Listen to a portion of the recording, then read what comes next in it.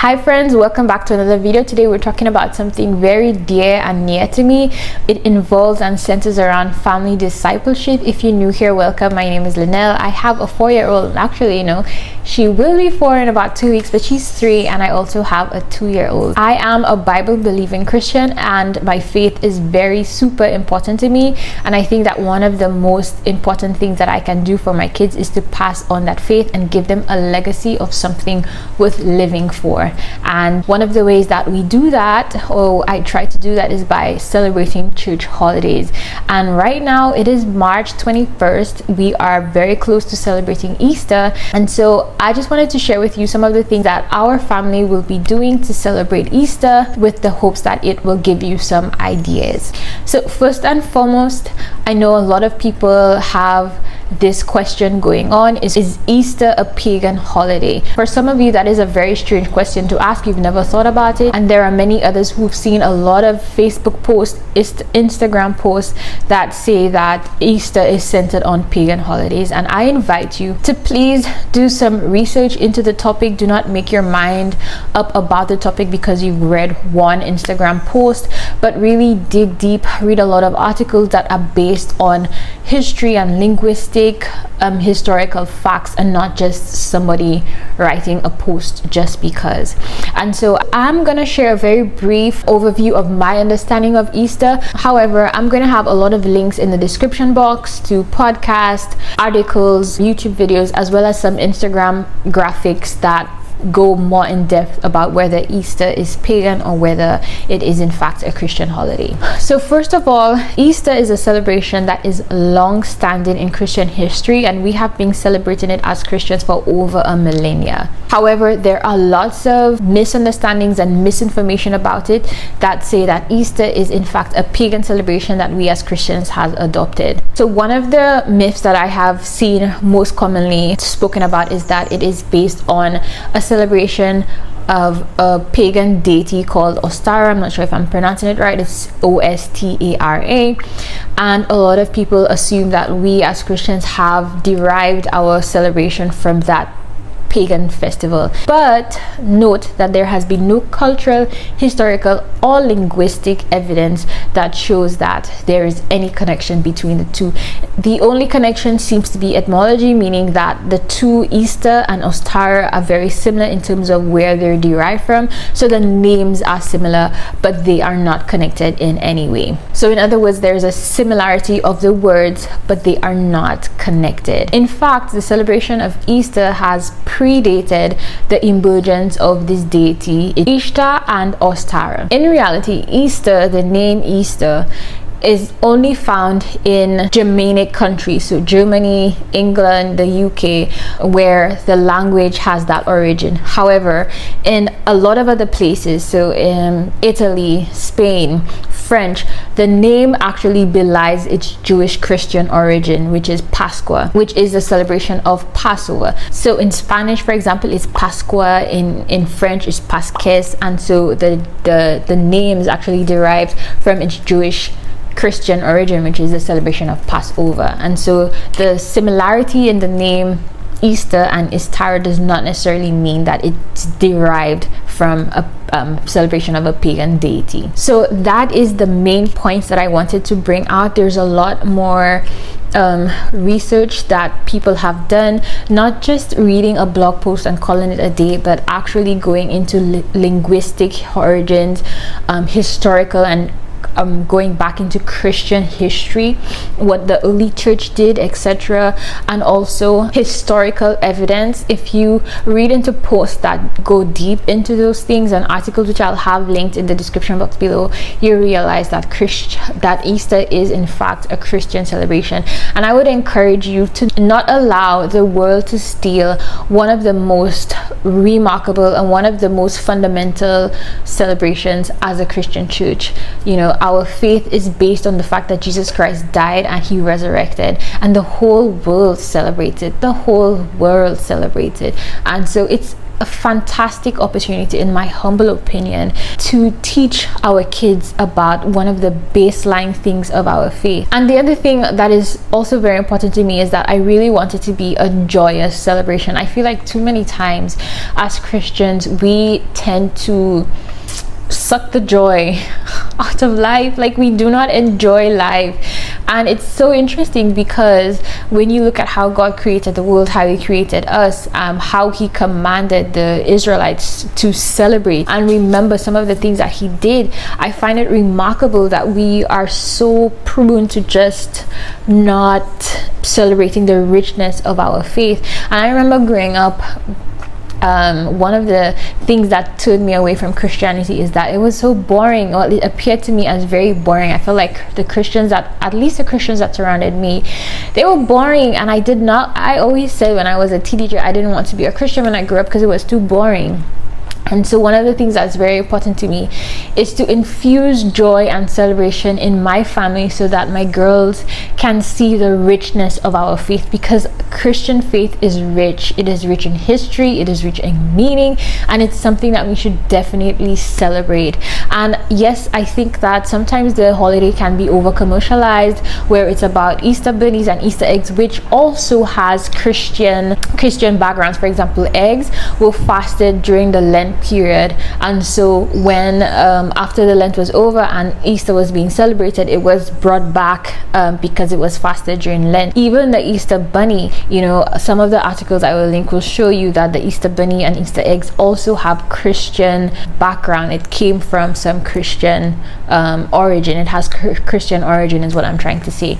And so I feel like when we use those things and we show our kids how fun and enjoyable Christianity is, yes, as I was saying, that sometimes it is over commercialized and some people celebrate it, they don't even know what they're celebrating or why they're celebrating it. But I really do think it is a perfect opportunity for us to teach our kids what the season is really about. And I was listening to something yesterday and I thought she made such a good point, and she was saying that if when you come out from Easter and all your children know about Easter is Easter bunny and Easter eggs, then you didn't do it right. It's a fantastic opportunity to disciple your kids to know the richness of our faith. What is Easter? Why is Easter? Because it really is the base of our faith. We believe that Jesus Christ died and resurrected. That is the reason why we are saved. And so it's a fantastic opportunity to teach our kids that, but not just teach it in this boring way, but to allow them to have fun, to have childhood memories around Easter and growing up knowing what Easter is, why is it that we celebrate it, but for it to also be filled with fun. So here are a few things that I have found. I didn't pick too many because I didn't want to overwhelm myself, so I'm just sharing with you some of the activities that I will be doing with my kids. One of them we already started yesterday, and I apologize in the lateness of this video. For example, you might not be able to start this activity if you are interested, when you should have started it, but I think that you can start it at any point in time. It just didn't occur to me to film it earlier. Anyways, the first activities that we're gonna do is resurrection eggs. So resurrection eggs is basically 12 eggs. I bought these eggs at a local store. They were very inexpensive, and everything inside of the egg is absolutely things that I found around the house, and basically it goes through 12 different events leading up to Easter. So for example, yesterday was day 1. So okay, let me backtrack. So first of all, I have 12 eggs in here, and in each of the eggs I numbered them. So each of them have a number from 1 to 12, and each egg is linked to an event. So yesterday's egg, for example, had a cracker in there, and we spoke a little bit about the Passover meal that Jesus had with his disciples. Egg number 2, which is the egg that we're doing tonight. Where is egg number 2? Okay, I can't find. Okay, egg number 2, for example, has a coin, and the theme is Judas betrayed Jesus, with the 30 coins.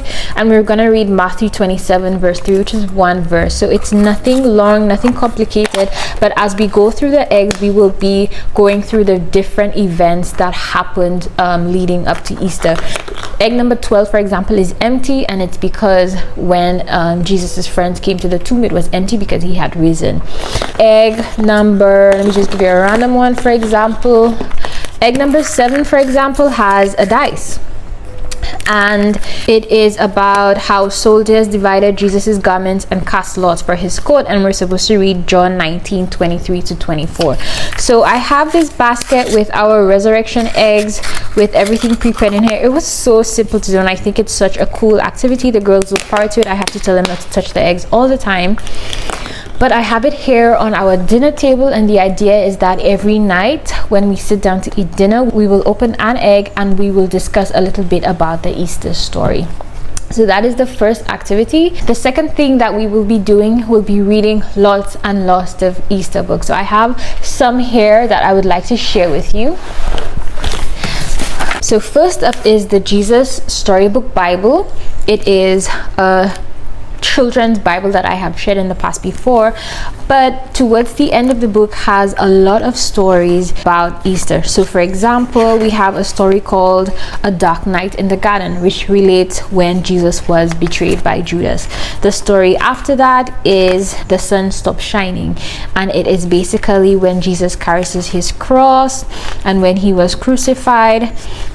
And then the next story is God's Wonderful Surprise, where Mary Magdalene and the other women go to the tomb and they find it empty. So if you already have this book, I think it is wonderful to be able to go through this story during this week.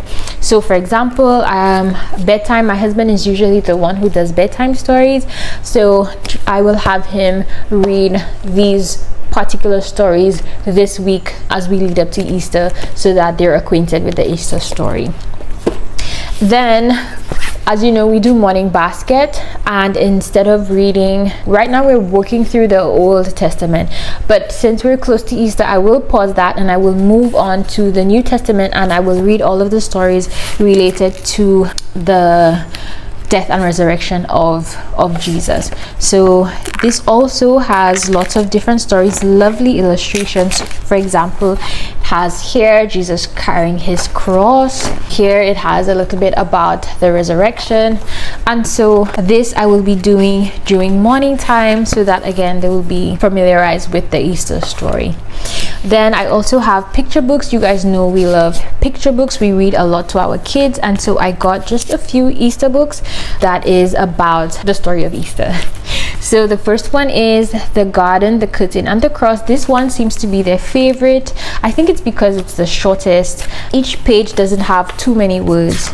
So it goes through basically the story from the garden, how we were separated, and how sin caused us to be separated from God, and how Jesus Christ came, and him dying on the cross was actually an opportunity to bring us back to God.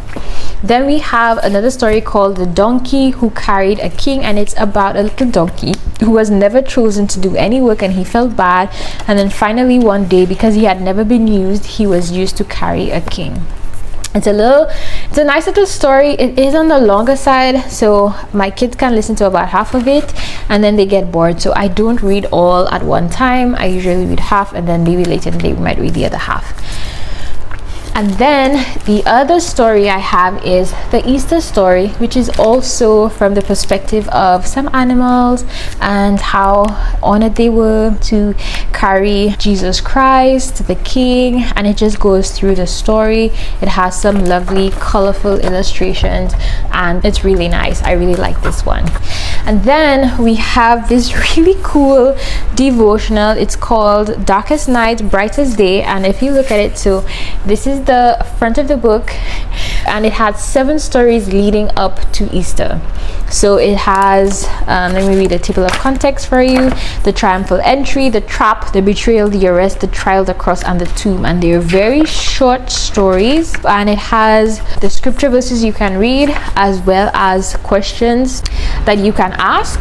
So the interesting thing about this book is that this is the 7 days leading up to Easter, and then on Easter you flip it upside down, and then you have another 7 stories that talks about Easter Sunday, as well as some of the miracles that Jesus did after he rose again. I really like the concept of this book. It's cool. So the idea for this one is probably to do it at breakfast or anytime during the day, really. But in other words, we just have a lot of options, a lot of variety where we can read the Easter story to the girls. So the idea is to do the resurrection eggs as well as read lots and lots of variations of the Easter story. So we have the resurrection eggs, we have lots of storybooks. I have 3 other activities that I chose that I wanted to do with the girls. There are lots of Easter activities, actually 4 of them, but I chose only 4 because I didn't want to be overwhelmed and I wanted them to be very easy. One of them is a little more complicated, but I don't even think it's that complicated. But anyways, the first one is a cross painting. So I bought a little canvas, one for each of the girls, and we are going to apply masking tape in the shape of a cross,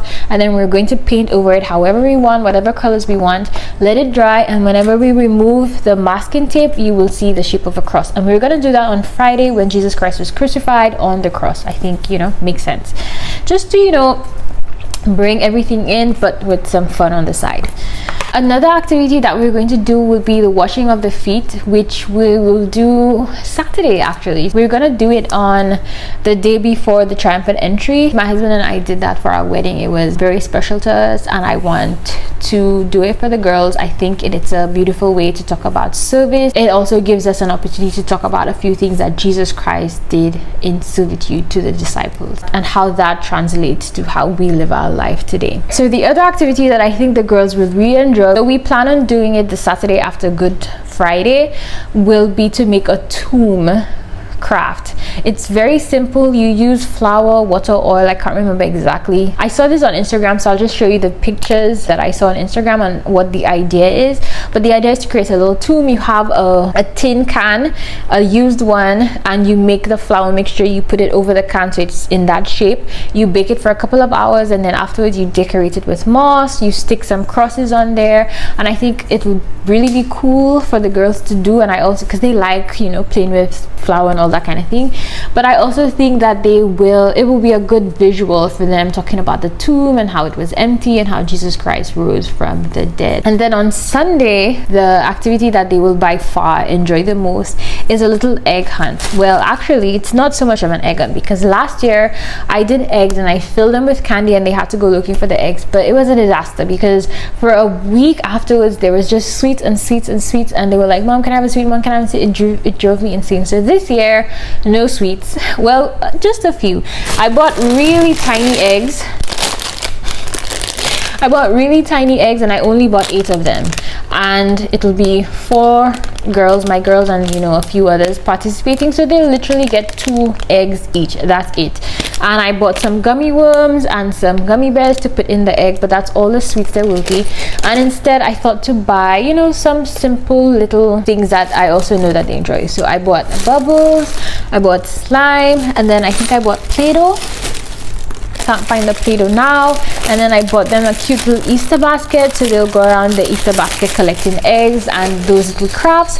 And then after that we can sit down and do a few activities. So we have some bunnies that they can paint, and then we also have a cute little activity Easter book. I'll probably take out each of the sheets individually so that each of them have a sheet or 2 that they can play with. So all of these are for the kids. I think it's a perfect balance of having fun, but also really remembering what exactly we're celebrating and why we're celebrating it. And then for myself, not to be forgotten, Felicia Masonheimer has Hope for Holy Week, which is a 7-day journey with Jesus from Every Woman a Theologian, and it basically has a little bit of a devotion for every day of the week, starting from Palm Sunday all the way to Resurrection Day. And so it has a small devotional, a little reading, a Bible reading, and some questions that you can answer. And I think this is great. So you have something for Palm Sunday, Holy Monday, Holy Tuesday, Holy Wednesday, Good Saturday, Good Friday, Holy Saturday, and then Easter Sunday. It's a free PDF available on her website. I'll also have it linked down below, but I printed it so that I can have something in person. I really like printed materials. So yeah, that is it. I hope you guys got a few ideas that you can incorporate into your family. Just remember that celebrating the Christian faith is something good, something that we should really make an effort into. I know that everybody is in different seasons and it may not be possible for everybody, but choose one or two activities. If you don't have access to the books, you can check the library. Sometimes YouTube, I'm not sure if any of those books are available, but I know YouTube has a lot of books that like can be read. And then also they have a lot of cute animations of the Easter story as well. So I really encourage you, make use of this opportunity and really lean into discipling your kids. I'm reading through Deuteronomy in my Bible in a Year plan, and the amount of scripture verses that talk about teach your children, I'm giving you this law, teach your children. It's unimaginable how much God really wanted us to be the primary ones teaching our children about our faith. And I think that we should take that job very seriously, do it with all our ability. God gives us the wisdom to do it, even if we don't know everything, even if we can't answer the questions. I do think that we should make an effort to disciple our children. At the end of the day, if we ensure that they get the best education in the world, or that they're always at their sporting events and they're a super great athlete, even if they become the prime minister or the next president of the United States, if they do not have Christ, they do not have anything. And so it is not in vain to focus your effort on discipling your children. And I always say this as a reminder that your job is not to turn them into a Christian. We cannot do that. Nothing that we do, doing all of these celebrations, is not going to ensure that they accept God as their personal savior. Only the Holy Spirit can do that. But by doing the work that God has called us to do, by discipling our kids, we can then on our day of judgment look God in the face and say, you know what, I did what I was supposed to do, or what I thought I was supposed to do. I discipled my kids, I taught them everything that I knew, and they make their own decision at the end of the day. But we are responsible for our kids. And in this day and age, where it seems like everything is opposing the knowledge of God, it is very important to really take a stand and ensure that your kids leave your house knowing God. So that is my little spiel for the day. I hope you guys enjoyed this video. I hope you found some inspiration. If you did, don't forget to hit the like button. If you're new here, don't forget to hit the subscribe button. Check out the links in the description box, and I will see you guys later. Bye.